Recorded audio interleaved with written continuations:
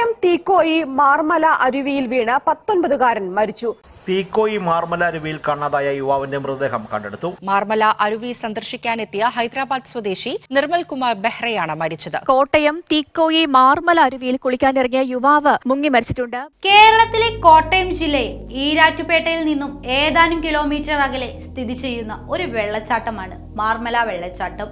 ഇത് തീക്കോയിൽ നിന്ന് കൃത്യം 8 കിലോമീറ്റർ അകലെയാണ്. ഒരു എസ്റ്റേറ്റിന്റെ നടുവിലൂടെ വഴുവഴുപ്പുള്ള പാറകൾ നിറഞ്ഞ പാതയിലൂടെ വെള്ളച്ചാട്ടത്തിലെത്താൻ ഒരാൾക്ക് ട്രക്ക് ചെയ്യണം. മാർമല വെള്ളച്ചാട്ടത്തിന് ഏകദേശം 40 മീറ്റർ ഉയരമുണ്ട്, 12 മീറ്റർ ആഴവും. ഇതാണ് തീക്കോയ് മാർമലയിൽ മനുഷ്യരുടെ ജീവനെടുക്കുന്ന അരുവി. ഈ നീന്തൽക്കുളം ഇന്ന് അറിയപ്പെടുന്നത് ഒരു രാക്ഷസ കുളം എന്നാണ്. രാക്ഷസരുടെ നാവുള്ള ജീവൻ കവർന്നെടുക്കാൻ വായ തുറക്കുന്ന മാർമല അരുവി. കിങ്ങിണി കെട്ടിയ പാദസരം പോലെയാണ് അരുവി ഒഴുകുന്നതെങ്കിലും 8 മാസത്തിനിടെ ഇവിടെ പൊലിഞ്ഞത് 4 ജീവനുകളാണ്.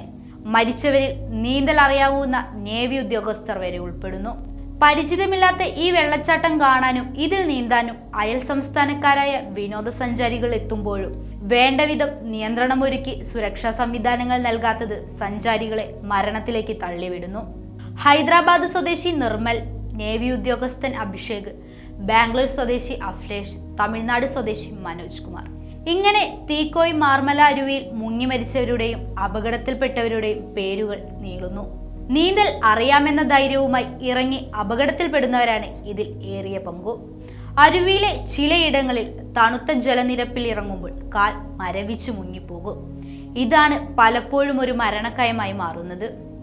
മുങ്ങി മരിക്കുന്നവരുടെ പേടിപ്പെടുത്തുന്ന കണക്കുകൾ പുറത്തു വരുമ്പോഴും മുൻകരുതലുകളും നടപടികളും എടുക്കാതെ അധികൃതർ വിയർക്കുകയാണ്.